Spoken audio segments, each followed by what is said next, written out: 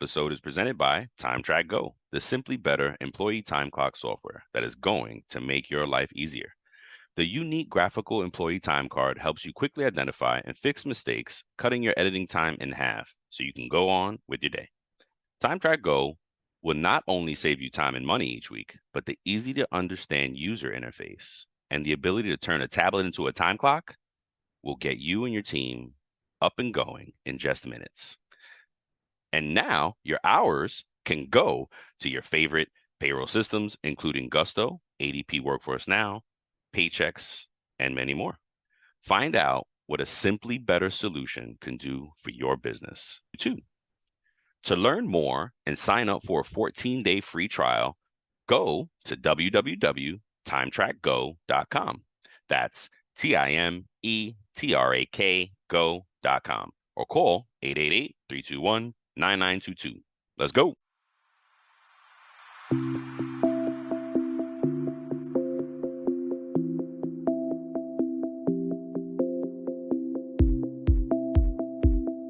Welcome back, folks. Another episode of It's About Payroll.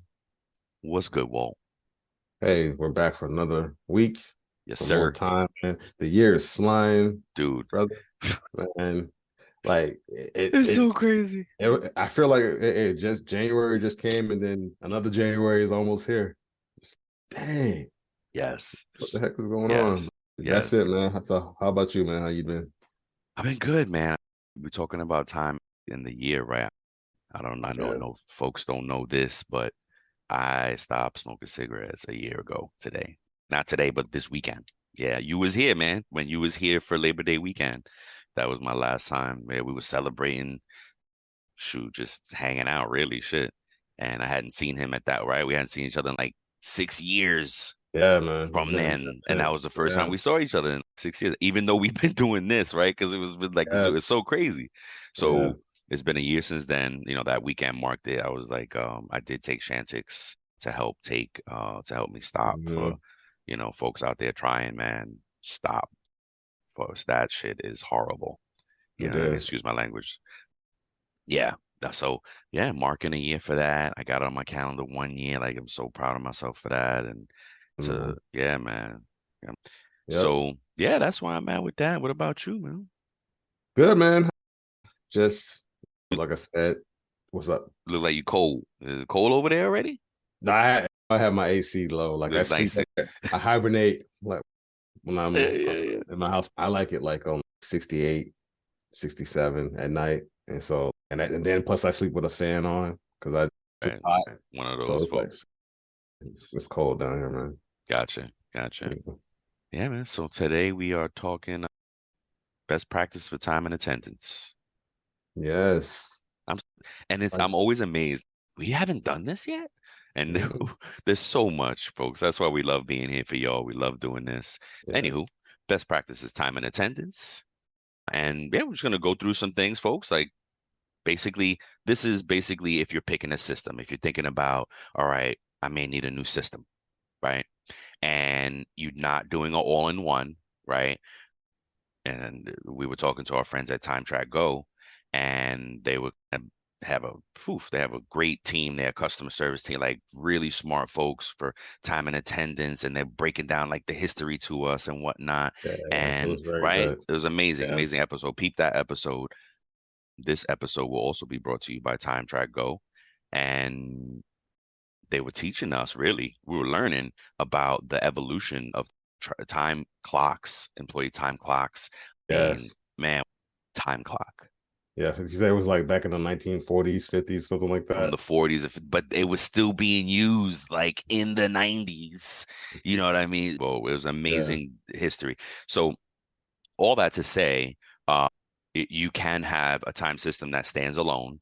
You don't have to use a all-in-one solution like we talk about with Ian Giles and like we talk about with many payroll professionals. There is no one solution to everything. You know what I mean? Even the big folks, right? It's all about really this phase when you're like, I need something new. What do I get? Because you first have to start with the first one, the needs assessment. So perfect segue, right? the first step in this process is a needs assessment. It's what do we need to do? Well, how does our time need to be tracked? And that even evolved over the years. And we've talked about how companies really got away with a lot of shady crap because of lack of technology, because of lack of sophisticated compliant software, right? And oversight and all the things we talk about on True Payroll Crime, because these employers were doing shady business. It's probably I think it's one of the name of the episodes. And they got away with stealing time really from employees. And there's a little saying that I said in there, and it was like, you have to pay your employee and coach the behavior. Yeah. You can't not pay your people. So whatever it is, like for again, back to needs assessment, first step in this process, you got to evaluate your business needs. What is it that your business does? Because guess what? If you're a salary shop, meaning everybody in your office is salaried exempt, not overtime eligible, and no need to clock in and out. You get your annual salary divided by your paychecks, right? And there may not be a big need for time and attendance. Maybe you just need the PTO thing, the request. So then it's well, that's all I need. I don't need the punch in, punch out. And again, needs assessment. Consider how big your business is. What are you doing? What is your employee behaviors? I like to call them this is characteristics or whatever, but I always called it. That's how I taught myself, like behaviors and whatnot. And then you want to look at the future. Are you going to be a company that's it? My shop is 10 people and it's never going to grow. Like how we were talking about it. We just need to build a good 5-man crew and we can rule the world. You know what I mean? Yeah. Or do you have a warehouse where you got a ton of hourly employees and you're growing and you want to keep growing, right? So you got to know where you want to be directionally, right? And there's a part in here that under the evaluate business needs part that says your specific industry requirements. Exactly. Right. So you like to your point, you may be in an industry that requires this level of system or time clock, and you got to start from here. But you may be trying to use a system or a solution that isn't quite up to that level of stuff. So that's something that you need to consider as well. Absolutely. The next point, integration with current systems. Are you trying to force it? What we're saying, you're trying to force it into something, you want that, but it doesn't integrate with your current system. So that's part of this process, is choose something that you can easily integrate your tech stack. The good thing about today, it's a lot easier, and a lot of software companies and SaaS, software as a service companies, have realized that we got to work together. We have to talk. We have to integrate. We have to do open APIs. We have to do these things, because if not, then our customers can't integrate with other softwares in their tech stack that they're using to solve the problems that we can't solve for them. So especially today, back in the day, not so much. It was like, nope, we're the only solution. So they tried to strong arm that. But the way technology's evolved, you have to talk. And that's talking about easy integration. The next one, we're on number 3 now, is ease of use. How easy is this system to use? And that's one of the call outs for Time Track Go, is that it has an easy, user-friendly experience, right? That's what you want. These days, you don't want clunky. And then if you're thinking about a time system, it's not about you and me as a professional. It's not about us as the payroll admins, as the HR admins, right? It's about the customers, how they interact with the system. What type, right? How is your employee going to punch in and out? Is it going to be on their phone? Is it going to be a time clock, manual, a physical piece of hardware at a location? Do you have enough time clocks at that location to support an easy punch-in process? Because now when it's time to come in and go out, think about it, right? If you have 150 people in the office that are hourly and they all work the same hours and you got one time clock, That's going to be a line come 5 o'clock, come in the morning. It's a line now. Is that what you want? Is that the experience that you want them to have? Or, right? Because now that's taken away from productivity. Either they're going to do that at 9 o'clock, they're going to stand on the line, or now they're standing on the line at 8:50, 8:45. Who pays for that time? Yeah. All these implications, you got to think of. This is what we said. We got to, and you don't think about it like, oh crap.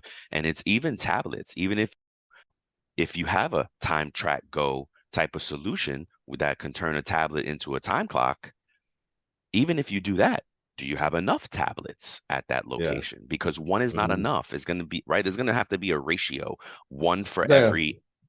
Go ahead. Yeah, like to your point, like that's part of the needs assessment, right? Because it says the number of your employees and the size of your business. Those are things that fall into that bracket, right? So those are all things you need to consider when it comes to that, right? Yeah, absolutely. Another thing is talking about clocks. Are you in a situation where you want a biometric scan? Because that was all the rage at one point. Biometric. Oh, I can put your finger. You must put your finger. I want your eyeball. Like, it depends, guy. Right? Yeah. It depends. It's a needs assessment. Do we need this, or do we just need them to punch in and punch out? Are you saving lives? Are you high security, high risk? It all depends on those things, right? Because they have a bunch of different types of systems. You can do biometric, finger, facial, there's smart cards, their mobile apps, and their web-based clock-ins like the tablets we were talking about. All these solutions. Chris over at Time Track Go mentioned something very interesting about how if we were using our phones, is that now a gray area for this device? And is this device now a work device because we punched in and punched out from it? He just brought it up. I haven't researched yet, but it's very interesting. So anywho, just sidebar. Yeah. But again, there are a bunch of different solutions to punch in and out. Which one is the right one for y'all? And do you need more than one solution, right? For how big your business is. Thank you for saying that. But okay, can you tell me why you would need more than one? More than one solution? Yeah. So like I've seen it where the time clock at a corporate office, the setup there was different. More so than out in the field at one of the locations. I've seen that. Because the corporate headquarters, everybody had badges. Yes. Once you clock in and out, right, they swipe. But at the other locations, they actually either put in the code or it was biometric. Yeah. So fair. Yeah, that's a good point. Thank you for saying that. Yeah, exactly right. Awesome. Next one is real-time data collection, and this again so interesting because we did talk about with Brian from Time Track Go. He was talking about how this at one point was in delay. Like you had to wait for your punches. You couldn't just instantly see right? You couldn't instantly see. So anyway, he was teaching us that it once upon a time, it was a delay in this. You collected over that. I was like, wow. Now we can see it real time. What's up? Go ahead. But just think about that. Think about how far we've come. Yes. And I think he said it was like almost a 30-year span, 25, 30-year span. Yes. Like from pushing papers and standing in line and punching an actual physical clock to actually everything being digital. Yep. Like being able to clock in, having the option from your phone on the solution you have to be able to clock in from your device. Yep. It's just it's an amazing evolution. Come a long way. Yeah. Yeah. Yeah. And a lot of us have been here for it. What else? So that's real-time data collection, which pretty much is standard right now. Flexibility and customization. Yeah, you want to it depends. This one depends. It depends on what your business is, what you need. It goes back to needs assessment. Do you need the flexibility or maybe not? Reporting should be, yes. This is a very important subject topic for your systems. You want some comprehensive reporting and ideally customizable So you can just look at you want to be able to pull your data however you think of it, Mhm. however you dream it up. And ideally without having to use like a third party situation. And those are great too, like the Tableau and these type Mhm. of BIs where you can dump your data there and then reconfigure. But at that point, the further you move your data away from its source, the Yeah. increased errors, increased situation. You know what I mean? The Yeah. chance of increase errors increase. There we go. So you want to be careful with that. As we are still talking about auditing, don't forget, folks, we're coming back to auditing, right? We haven't done part 2 yet, right? Part two is still coming. Yep. We're still, yeah, we're coming back. It's a doozy. Auditing is a doozy. And then the last one I'm going to talk about with you folks, and then pass it over to my boy Walt here, is compliance features. Big to do. That's a big to do. You want to make sure the Is biggest, it? Is it? yeah, the biggest one is Cali. And we just learned as I was putting Walt onto your camera. Get it back. There you go. I just learned that California is the number one state. How can I say? The most W-2 employees exist. This is the number one state that has the most Mhm. W-2 employees. 18 million W-2 employees in California, Yeah. which makes sense that they're so aggressive. They're very employee centric, being that they have the most. Easy one for Cali is their some of their employees get 8 hours, get overtime after 8 hours in a day. Very employee centric. They also have final pay rules. They're stuff we're gonna cover on another show. Don't worry, we got you, Cali. Yeah. And basically, does your time system, time and attendance system have these little bells and whistles, these things that you can build in? Because some of them have it. For specifically California meal break for lunch, they're very aggressive on that law. Folks got to take lunch at a certain time, and if they Mhm. don't, the the company gets penalized. There's opt-outs and waivers and stuff like this, but you have to set it up. You have to document it. It's a whole big to do, right? So if your Yeah. system can handle this, is what we mean by compliance features, those type of things, your overtime rules, your regional, Yep. local, federal, all those things that you could possibly put into your system. Can it hold it? So Yep. that's what I have for you. Take it away, sir. Yeah. All right. So the next one that you should consider when it comes to time and attendance is the mobile capability. So basically, if you have workers who are remote or travel a lot and you require that they clock in, does the solution that you pick have the option for your employees to punch in from their app or punch in via the web? This is a big one, right? The next one is reliability and accuracy. You want the time and attendance system to produce accurate time cards to avoid any discrepancies in payroll. That goes back to making sure that all the compliance pieces are set up, that the OT laws for California, for instance, it's over 8 hours in a day. So that's something you want to make sure that it produces reliable and accurate results for your company. Another thing that's really important, and we talked about this in the past, is security features, right? So this protects against unauthorized access, any data breaches. Like we've talked about the cybersecurity threats, we talked about different information, and a lot of these time clocks, they can hold up personal protected information, right? And if you don't have proper security, your people's information could be at risk for exposure. So that's something you really want to think about as well. Another big thing to think about is the cost.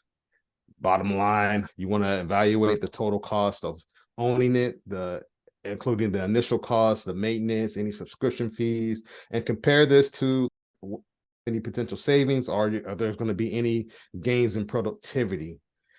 Those are all things to consider. I found this interesting. They say feedback from the users. And I think a lot of companies may not consider this, right? So the people who are actually clocking in and clocking out, should we really listen to what our employees are saying if it's frustrating them? This episode is presented by TimeTrack Go. the Simply Better employee time clock software that is going to make your life easier.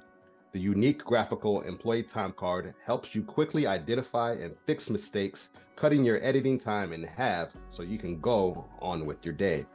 TimeTrack Go will not only save you time and money each week, but our easy to understand user interface and the ability to turn an ordinary tablet into a time clock will get your team up and going in just minutes. And now your hours can go to your favorite payroll systems, including Gusto, ADP Workforce Now, Paychex, and more. Find out what a Simply Better solution can do for your business. To learn more and sign up for your 14-day free trial, go to www.timetrackgo.com.